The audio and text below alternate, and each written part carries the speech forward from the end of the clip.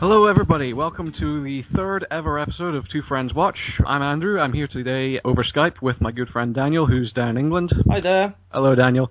I'm up in Edinburgh, and for our third episode, we're going to be talking again about one of my movies, from start to finish. It is a good movie, I have to admit, Andrew. As much as it pains me to say, you have an excellent taste in movies. Thank you, I'd like to think that's why you asked me to do this. Everyone else said no. Who else do you even know? Who are your other friends? I have no other friends.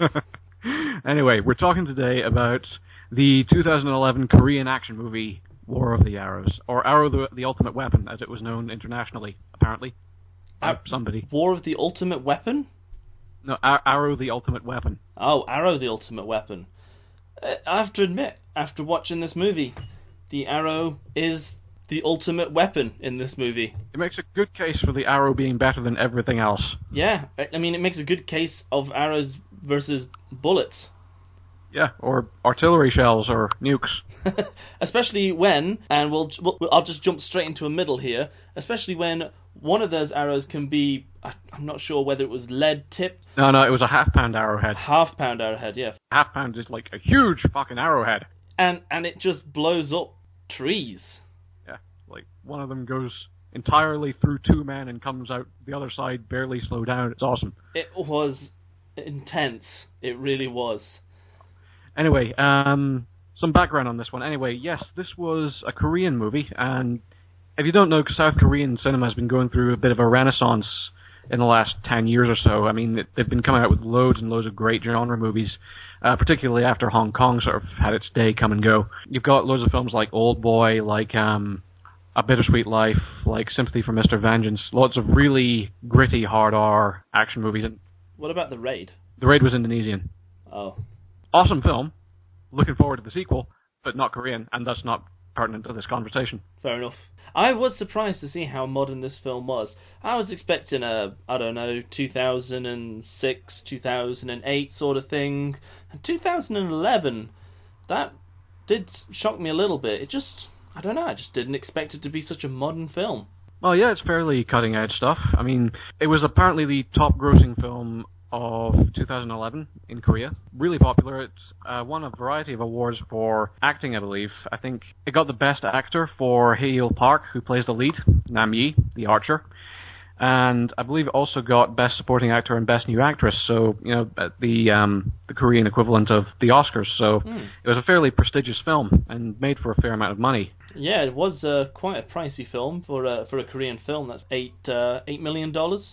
Yeah, well, our sort of whole perception of, you know, how much a film ought to cost is kind of warped by Hollywood, because the whole Hollywood structure of doing business is incredibly inefficient and ineffective, and, you know, everybody's climbing over everyone else. Most other countries are able to make similarly sized films for a fraction of the cost, so... Oh, yeah, no, those big budget actors, they will have big budget prices. Yeah, I mean, what was it like Robert Downey Jr. got paid for the last Iron Man? Was it something like $50 million? It was something ridiculous like that. So it's like 5 times as much as this film before they've even shot anything. For one actor. Mm-hmm. But, you know, see, in a situation like Iron Man, it's difficult because, let's be honest, Robert Downey Jr., he makes that movie. He is integral to that movie. You could not replace him for anyone in that movie. So when it comes to a movie as popular as that, he can just write any sort of bill that he sees fit, and they will have to pay it. Names his price, doesn't he? Yeah, I mean, as much as I don't really agree with this kind of situation, that's the way it is, you know? Yes, so. But again, I guess that's why people like us often turn to foreign films just to get our sort of action movie thrills. Yeah. And this is a thrilling film. Oh, wild film. Well, where do we start? I mean, okay, first of all, I guess the reason this film wasn't as popular overseas as it was in its home country is it's quite culturally specific. It sort of does require a certain familiarity with the setting and the time period that it's set in. Well, I wouldn't really agree with you on that one, Andrew. I mean, I'm not going to lie, I don't know that much about China and Korean history, about things like the second Manchu invasion of Korea. I don't know anything about that. It was an interesting setting. You just said second Manchu invasion of Korea. That already bespeaks a certain amount of research, doesn't it? Yeah, but that's just for this. At the time of watching, I went, oh, it's set during a war. Okay. Yeah, but, a Korean audience probably wouldn't have had to go to Wikipedia afterwards, would they? No, but I'm just saying that the average worldwide sort of audience, American audience, UK audience, that sort of any other audience in general, could still appreciate this movie, and the fact that they don't know much about the setting is not going to take anything from this movie. Well, yeah, I mean, okay, I misspoke earlier. You are still going to get the main plot of the scenario, because it is basically quite an intimate story about one soldier and his sister. But at the same time, there's a lot of background detail, like to do with the main character's father being a loyalist, King Gwanghae, who was deposed 13 years before the events of the film. And, the names are never actually spoken, like the actual political background details are never brought up, but it does figure quite prominently into the character's backstory, so if you are familiar with the historical setting... It will add to the movie. It'll add to the movie, yes, definitely. I mean, there were a few little... parts of the movie that I was a bit confused by, which I'm pretty sure was down to the setting. For example, the idea, and it's mentioned several times in the movie, if we cross this river, we will be tried as traitors and killed. And I kept thinking, I don't quite follow your logic there. Maybe it's something that I missed earlier on, or something about the setting I missed, but I couldn't quite wrap my head around where they got that from. Yeah, exactly. It's like they're being brought across as hostages. How does that work? Yeah. Like, POWs or traitors somehow? It's weird. But anyway, we'll get to that. Well, the film is set in... Well, actually, it begins in a flashback. It begins in 1623 during the coup d'etat of King Injo.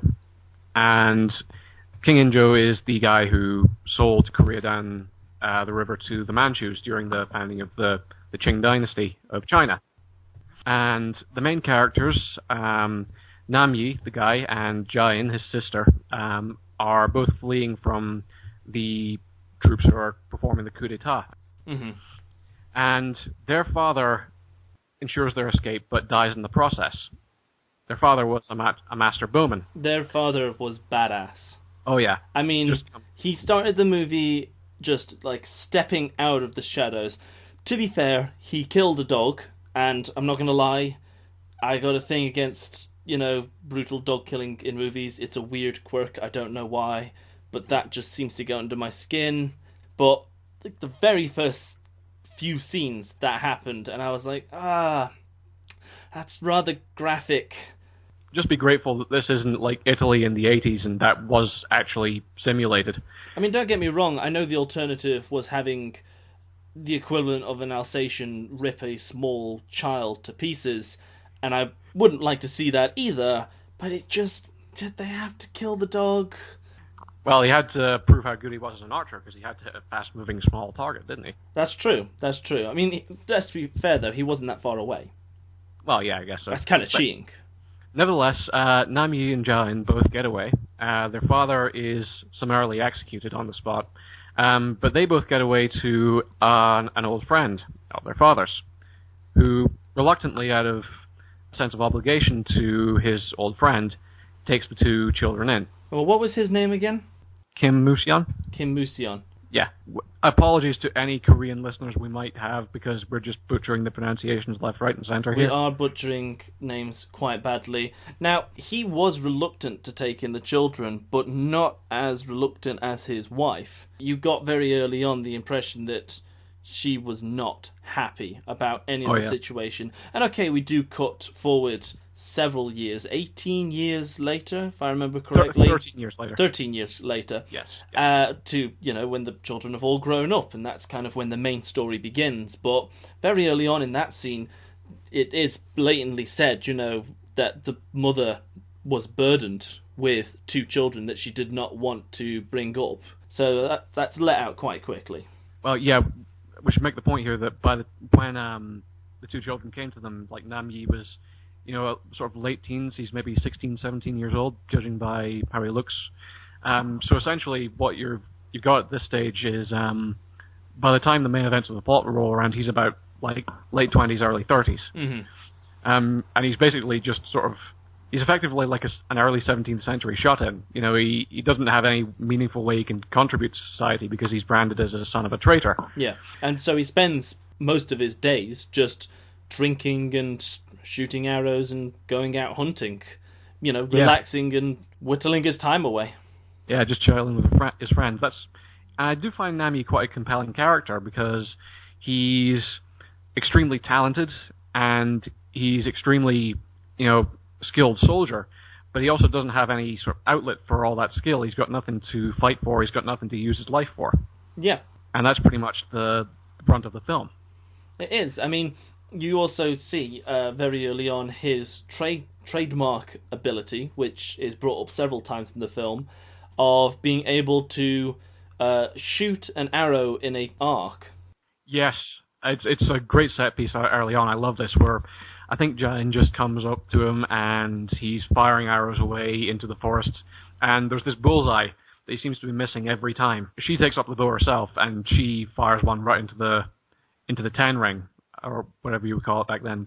And you think, oh, like, Nami's not that great. He's just sort of this lazy bum who doesn't know how to shoot arrows. But then we come back to this setting later on, and he goes up to the target, and then he rounds the corner of the tree, and there you see the other bullseye. A much smaller bullseye. Where he's been shooting arrow after arrow after arrow. It's just filled with arrows. Like, everyone has hit this much smaller target that is actually behind the main target. And it is so impressive. Yeah, I mean, it's just as a way of stating your main character's badassdom, badassitude. Yes. Just doing that in an understated, subtle way, without having to, you know, have him kill anyone or be violent in any ways. He'll get chances to do that later. It's just such a fantastic way of doing that. Yeah. And so the movie progresses really in the next couple of scenes. You find that the main character, he has kind of a stepbrother, which is the son of the family they're staying with. Yeah. This stepbrother, you can tell that they're close, but there's maybe a bit of friction between them, you know, in a brotherly kind of way. And the stepbrother wants to marry Jain, his sister. Thank you.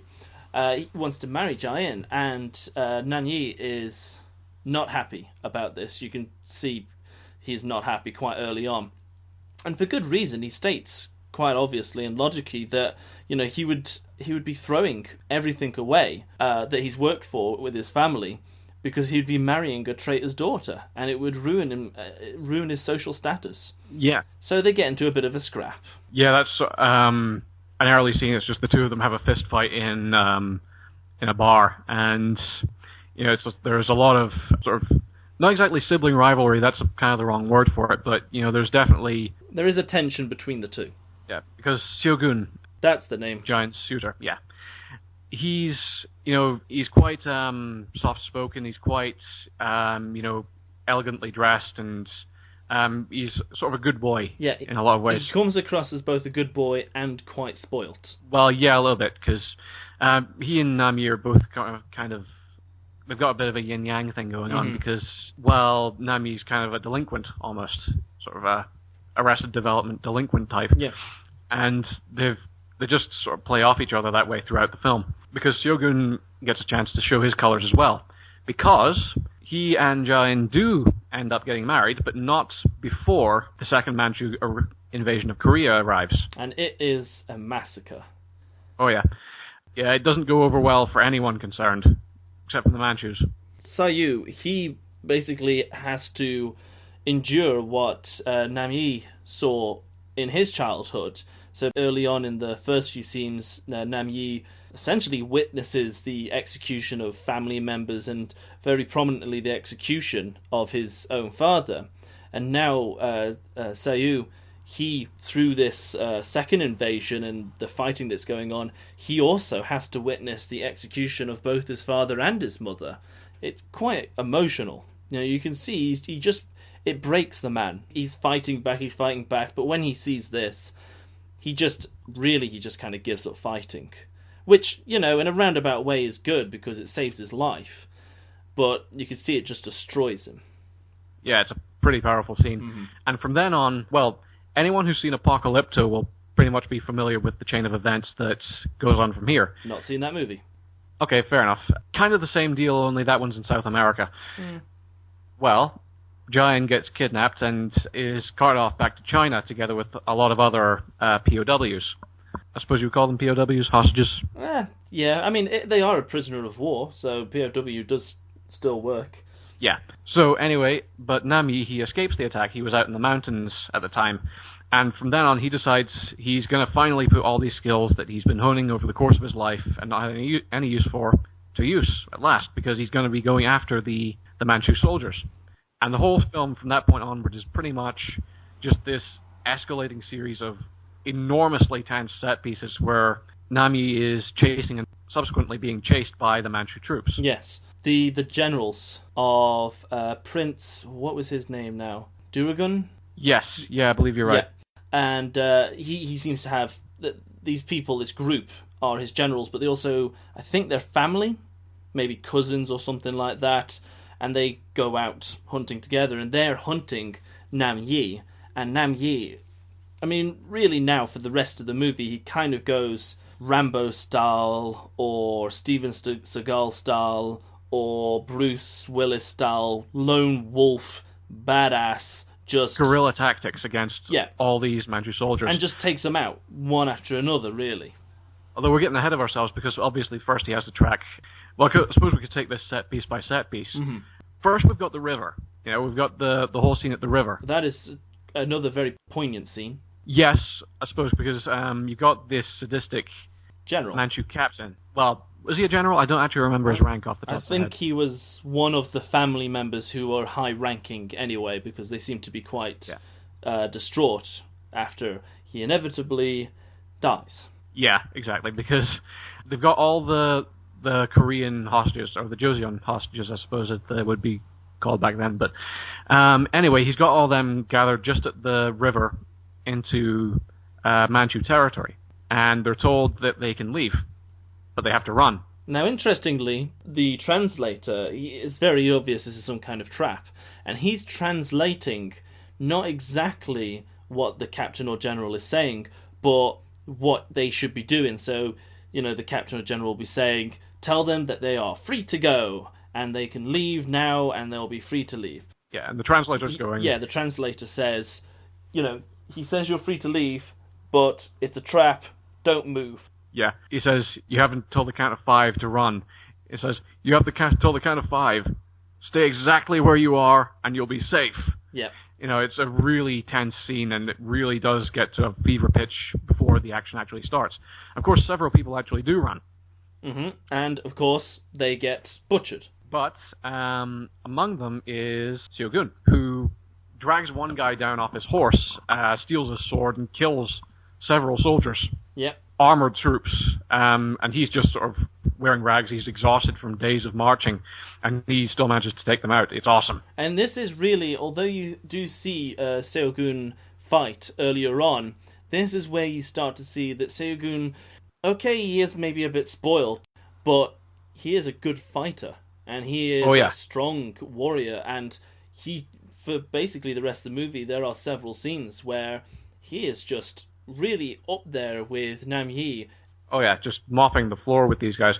And, well, he gets overwhelmed by numbers.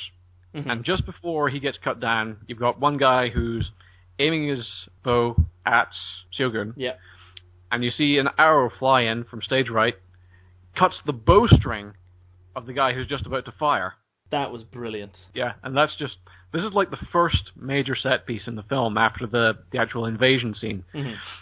It gets better from there. It's just an absolute beast of an action movie. So the bowstring cuts, and Nam Yi arrives on the scene, and around this time, the other prisoners who have been kind of cowering away decide to revolt, and they basically rise up and defeat their captors. Yes.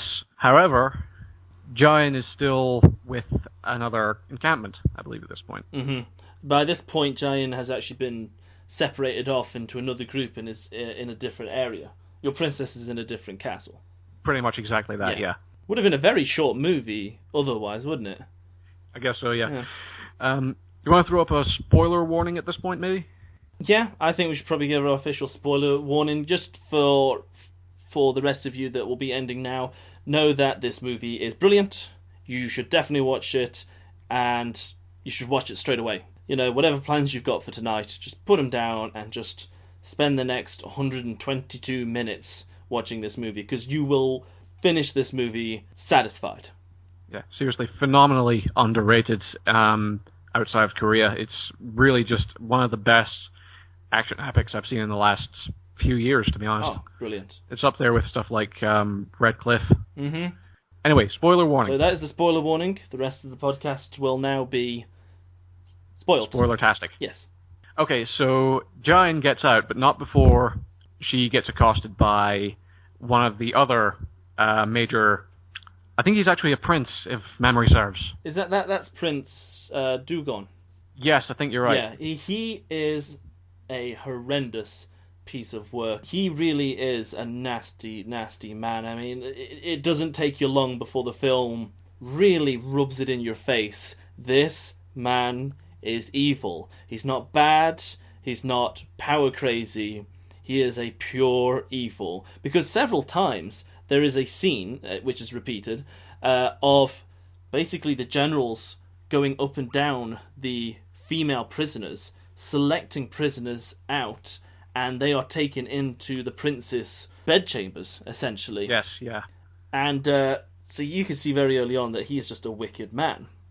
Now, it's an interesting scene, actually. I think that would be the next major scene, wouldn't it? Would be the bedchambers with Yayan? I guess so, yeah, because essentially he's trying to break her will. Yeah. They bring her in, and he starts getting fresh, and she goes about, starting to kick his ass a little bit, and, he sees it as a fun game, oh, you've brought me a feisty one, he says. But she is vicious. Yeah, I think she interests him because she actually speaks Manchu, which is, it's another one of these sort of culturally specific things that, unless you can hear the phonetic differences between Korean and Manchu, it could trip you up a bit, because you're not going to get the significance of certain scenes. I'm not going to lie, I didn't notice. Yeah, but it's like, he suddenly goes, oh, you speak Manchu? It's like, yes, my father taught me, and it's like, I'm not entirely, well, the significance of it is sort of muted if you're watching it with subtitles and you can't tell the phonetic difference between Korean and Manchu. Yeah. Nevertheless, it's like she's become this sort of exotic object to him because she's a Manchu speaking Korean. She's sort of this exotic wildflower type, so... He decides to do the next best thing and break her will. Yeah. He gets her taken outside and tied standing up. No food, no water, she has to stand. Yeah. Until her will breaks. And, well, it seems to break surprisingly quickly, because she gets brought back inside, and she's given sort of a meal to eat off the skewers, because she, apologizes and what have you. And perhaps the next bit, I think, is probably my favourite part of the movie. Not a major part, but it is my favourite part of the movie. Was the prince says, "Why did you break so easily? Why did you give up?"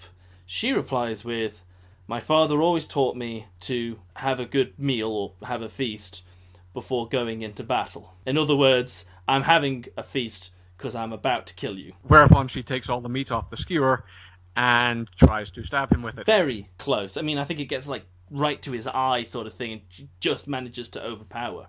Yeah, it does the Mission Impossible thing where it's you get this extreme close-up of the needle just millimeters away from the eye. Yeah, I think that shot is actually taken from Mission Impossible 2 now that I think about it, but nevertheless, it's she comes within a hair's breadth of killing this guy, and doesn't quite work. No, but meanwhile, Nam Yi and a few of the others that have basically got into a small group to go and rescue her. So who is in that small group? You got Nam Yi. I think you have, is it his two friends that you see at the start of the movie? Two friends from the hunting expedition at the beginning of the movie, yeah. And Xiao Gun. Xiao Gun, yeah.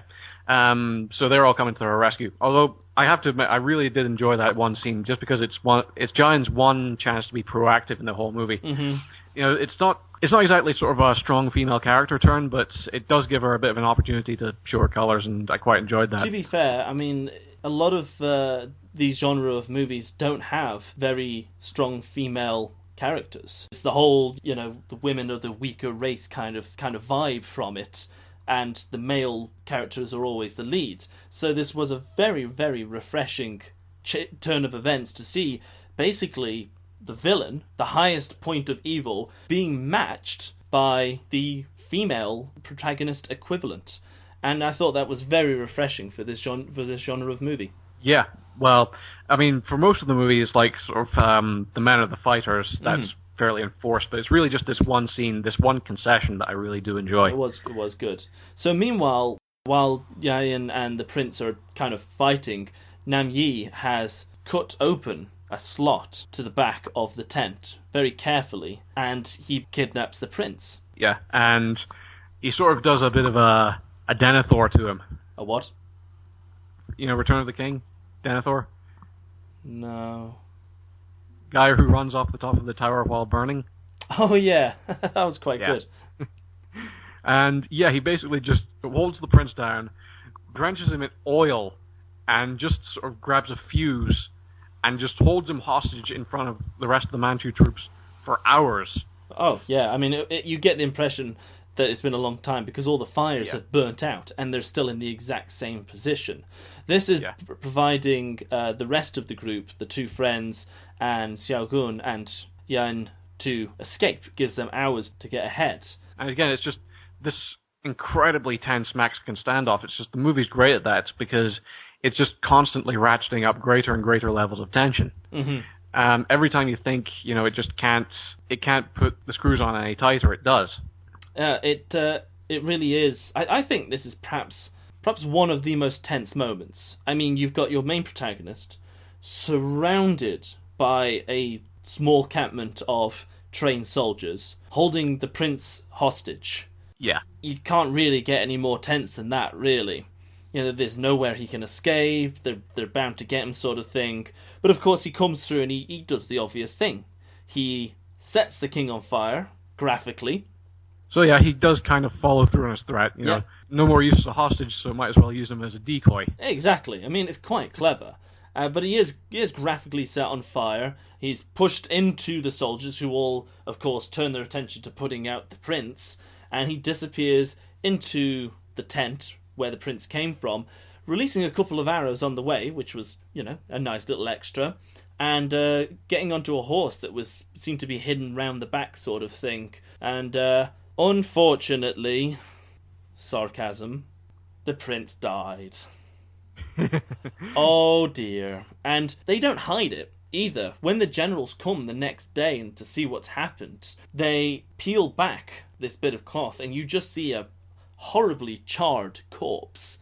I mean, it's not like, some films or some TV shows, the camera will face the people to see their reaction as they pull the cloth away and never show you what's under the cloth. This just showed you everything, all the gore and all. Yeah, I mean, it's pretty gruesome. But, you do take a certain amount of relish in it, and so does the film, it seems to, because, this is by far and away the most evil character in the whole story. This part as well, this whole scene, kind of surprised me a lot. I mean, the prince is the villain. He is the pinnacle of the villain. It goes up to him and no further sort of thing. And yet, only probably between half and 3/4 into the movie, he's dead. Which I thought was quite surprising because, normally the prince or any sort of high-ranking villain, he is the last scene. He is the last, standoff fight, and that's it. And I was really shocked to see him die. Well, yeah, I mean, if anything, that's kind of a weakness in this film because after the prince dies, the main antagonist role from that point on is fulfilled by a Manchu commander called Jushinta, who was pretty badass, but he's not. He doesn't give this evil vibe as much as the prince does. I mean, he's the bad guy, very obviously, but he doesn't seem to be evil. He seems to be a man who's out for revenge for his brothers and cousins and family that Nam Yi killed. And that seems to be his only driving force, is revenge for his family. And if you think about it, Nam Yi, that's the same driving force that started Nam Yi on this journey. Yes, sir. And I will concede I think that's kind of a weakness in the film because there isn't really a primary antagonist throughout, so to speak. It's mostly just the Manchus in general, and whoever is the most appropriate person for them to be fighting at any given time. There isn't really a nemesis relationship between Nam Yi and Jushinta. No. No, they're both basically just doing their assigned roles. And the rest of this film, from now onwards, really, is just Nam Yi, Seogun, Jain, and the two friends of Nam Yi, whose names have completely gone from my head, so I'm just going to refer to them as the two friends. I don't even remember if they get... Are they even mentioned by name in the film? I think they are. I think they are, but I really couldn't remember who they are. Not very often. No, but the rest of the film is essentially them just trying to escape, just running away. And if you think about it, if the generals had just left it there, it would have been a shorter movie and it would have been a nicer end for everyone involved. But no. Probably. Unfortunately not. It's like, from this point on, the pace just gets absolutely frenetic. It's just set piece after set piece after set piece, coming faster than ever. First you've got the cliff, where Nami just barely gets away. Yeah. Then got the encounter with the tiger, where he just barely gets away. Not the best CGI I've ever seen, if I'm being honest. Not the best. Okay, yeah, pretty dodgy CGI tiger. Well, that is one of the places where sort of Hollywood budgets do come in handy, I guess, because they are still kind of ahead of the rest of the world in terms of what they can do with visual effects. But never mind, because the tiger's not on screen for them.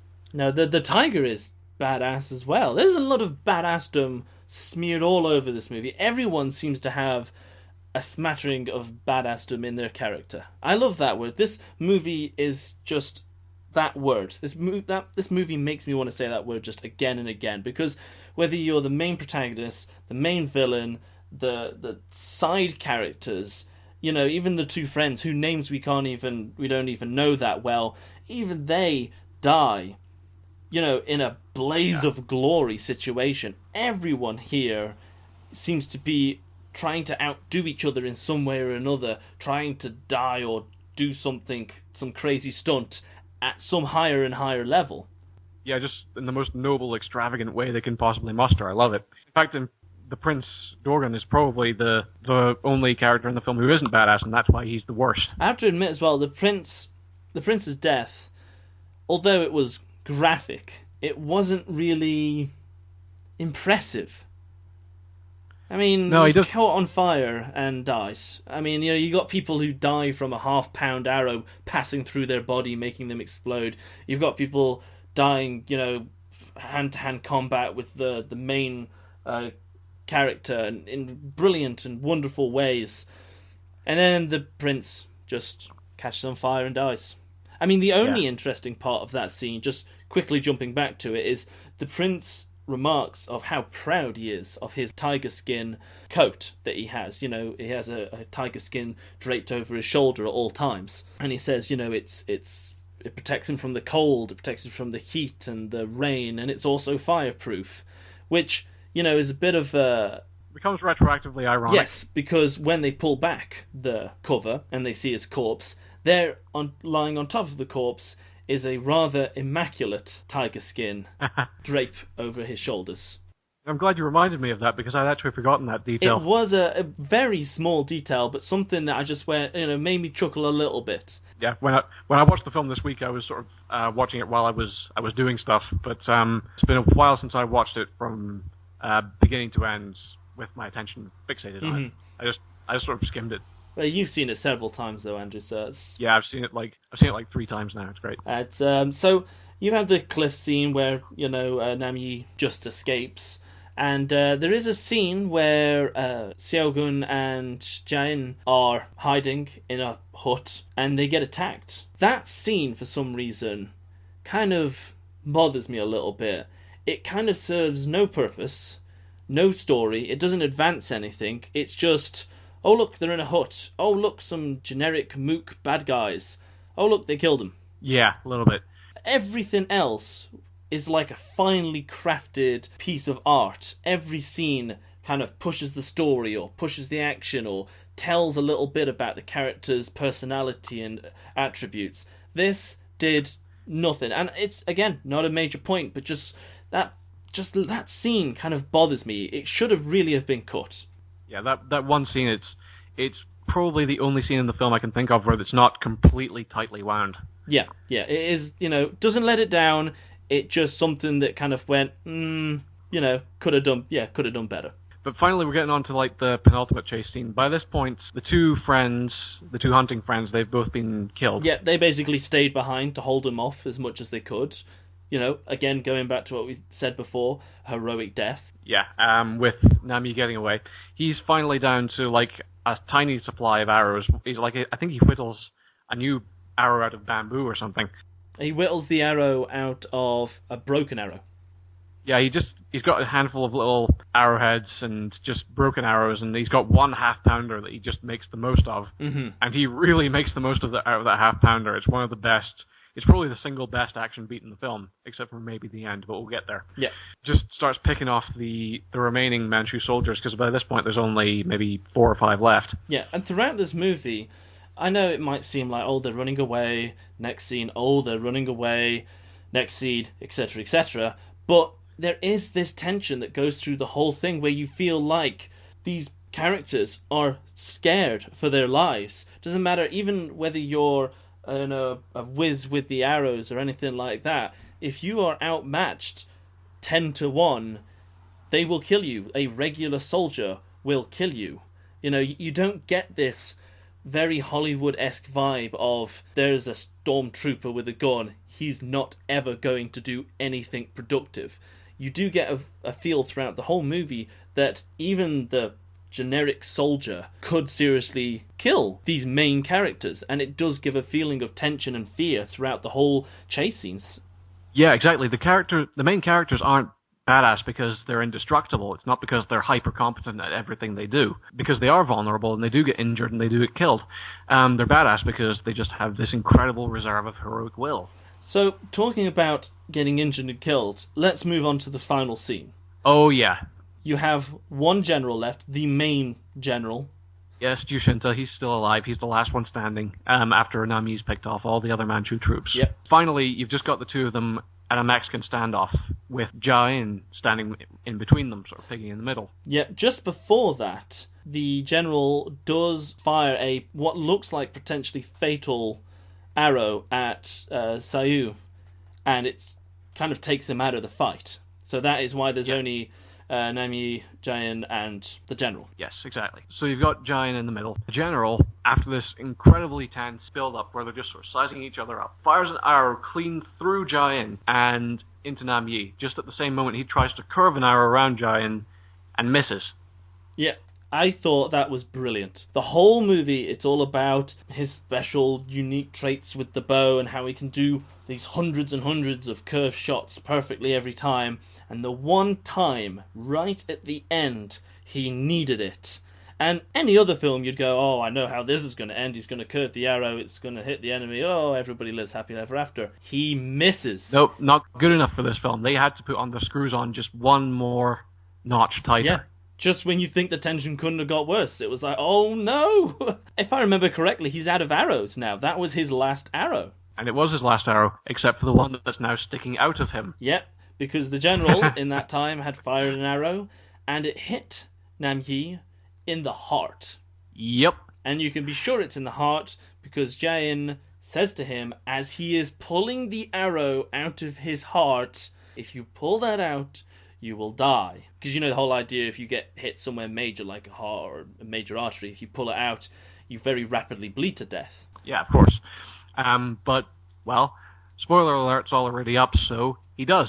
And he dies, but not before he curves another shot finally into Jacinta's neck. It's the best curved shot as well, because at this point, the general, Jacinta, has pulled Jain right up close to him. You know, if you fire at me, I'll get her in the way and you'll end up killing her sort of situation. But he fires that curved shot with such accuracy, it just glances past her face. The whole slow-mo arrow thing glances past her face and straight into the neck of Jacinta, killing him. Yeah, and it's like, wow, it's like Errol Flynn would just die of envy if he saw that. It's like the whole, like, Robin Hood, like, splitting the arrow, yeah, sure, done that.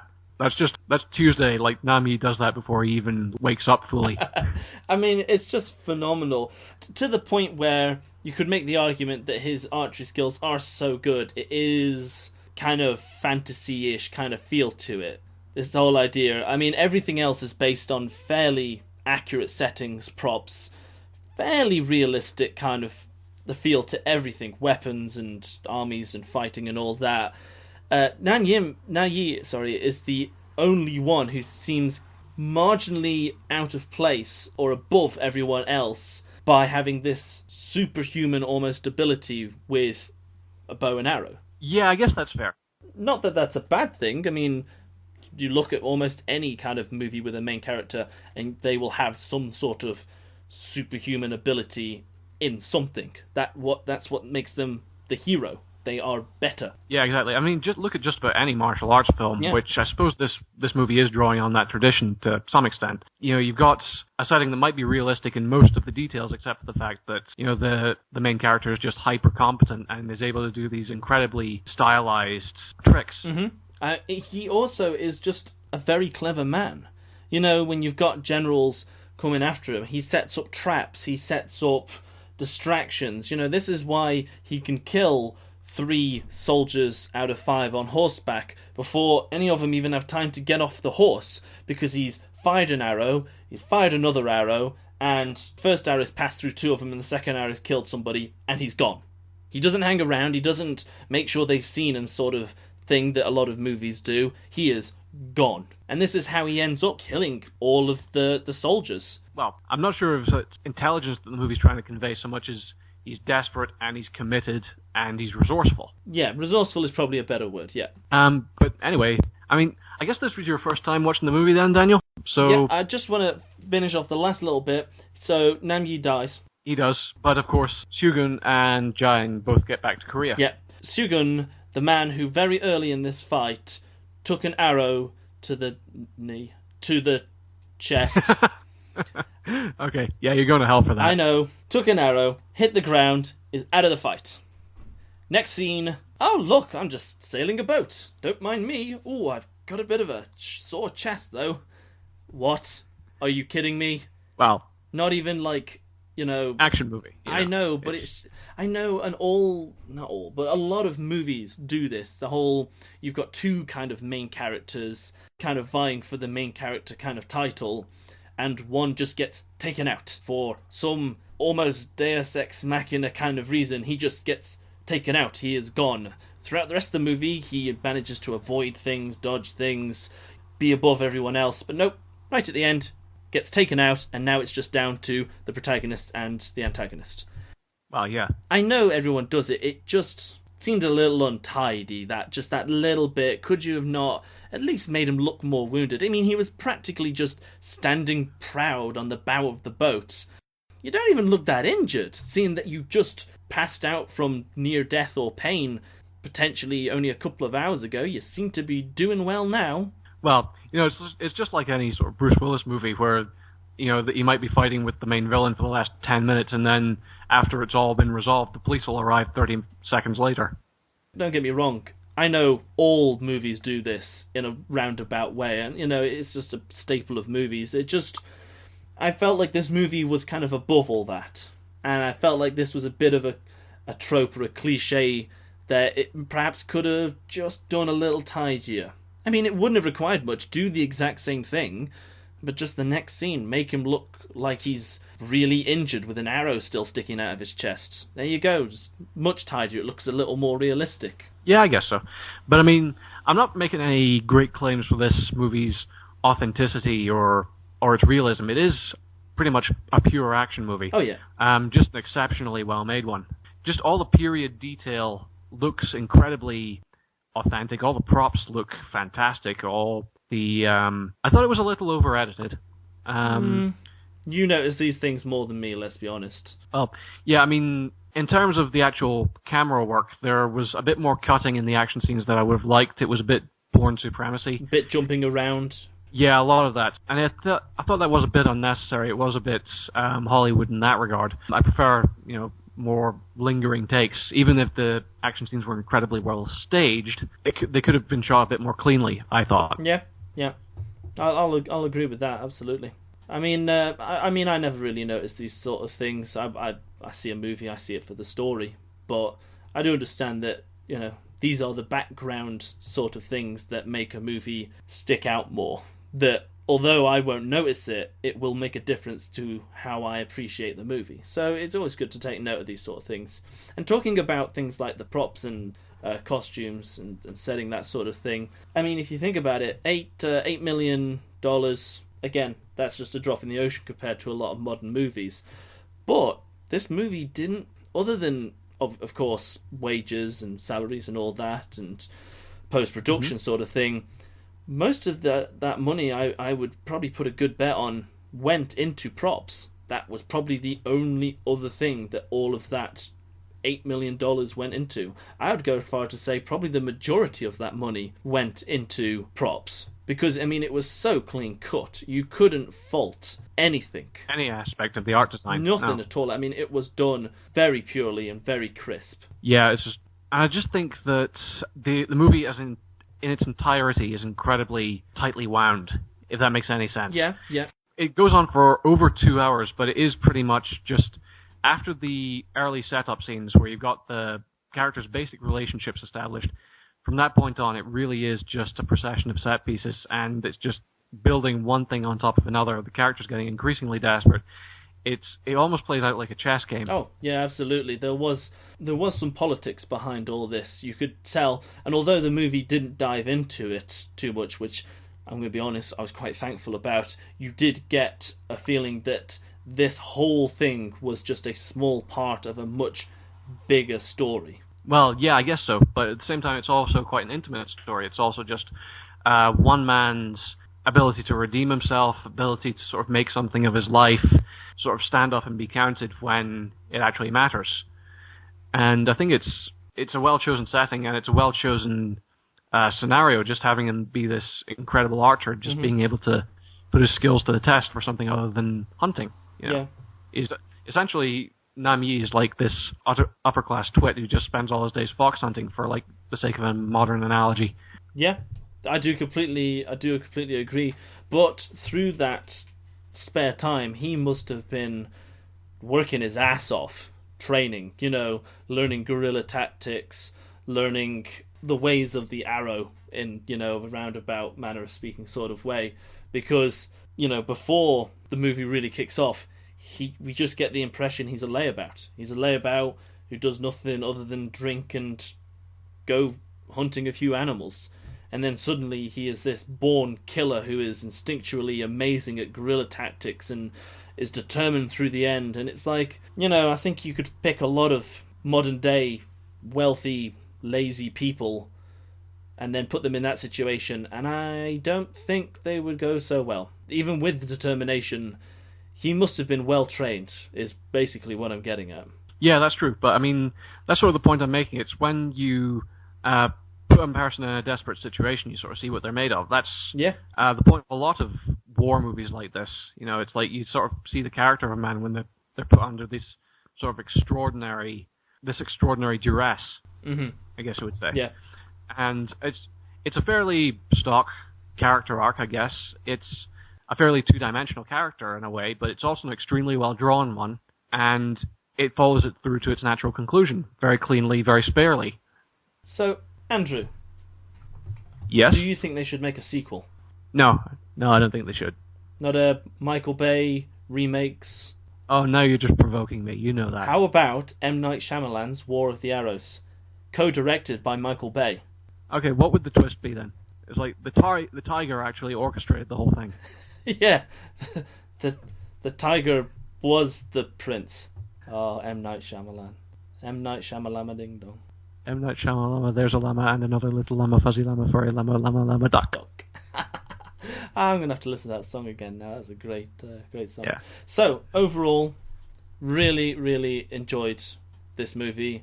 Highly recommend it. Andrew, congratulations on an excellent choice of movie. Thank you very much, Daniel. And I believe, well, next week it looks like we're going on to your choice again. Yes, and we're really going to lower the mood with next week's one. From what I've been told, I've not yet seen it. This is a movie I picked, but it's just out of interest to see. The movie we're going to see next week is The Boy in the Striped Pajamas. Ah, yes. Now, remind me again, is it a German film? Or is it English language? I think it's English language. I've, again, not seen much about the film. I have been told, though, on good advice, that do not watch this movie if you're feeling a little depressed, because it will drag you down.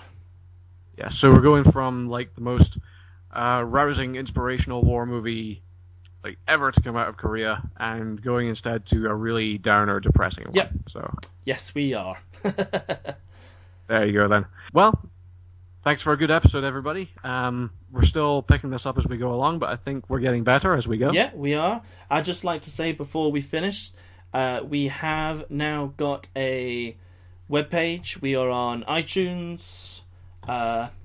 Ratings are always good, get us a bit well known.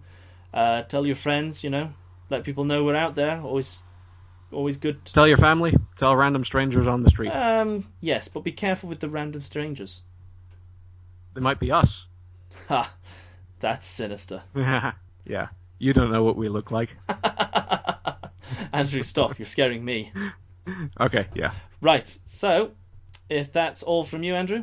That's all from me, Daniel. And we'll see you all next week. This has been Two Friends Watch. See you later. Bye for now.